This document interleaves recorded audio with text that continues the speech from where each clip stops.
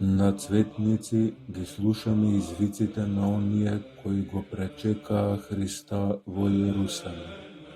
Извици кои се полни со пророчки дух. Слушате како велат: благословен е оној кој што доаѓа, односно грјади, односно о Ерхоменос, значи во партицип би рекле доаѓаштиот, а не велат оној кој што дојде, бидејќи Богочовекот Христос е оној кој што постојано и без престан доаѓа во нашите животи. Нормално е да се прашаме каде секојдневно доаѓа Христос. Заради нашето нерастурено, туку целовито постоење, Он доаѓа на светата трпеза.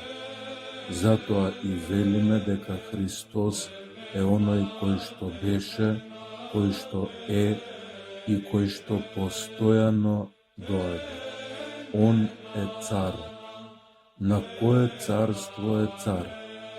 На благословеното царство на Отца и Сина и Светиот Дух.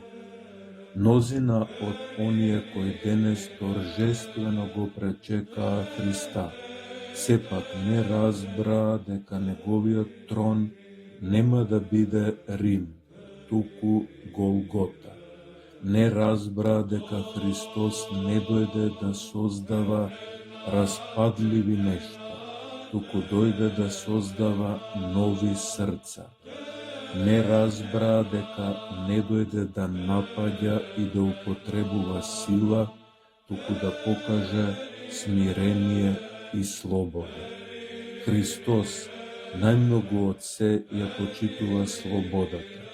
Предпочиташе да си го жртвува животот, отколку да ја жртвува слободата на човекот.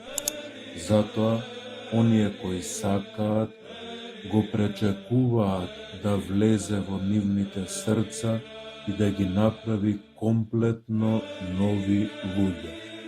Независно во какво надворешно обкружување се наоѓаат, срцата човечки да бидат полни со распнатата и воскресната љубов, тоест со распнатиот и воскреснат Христос.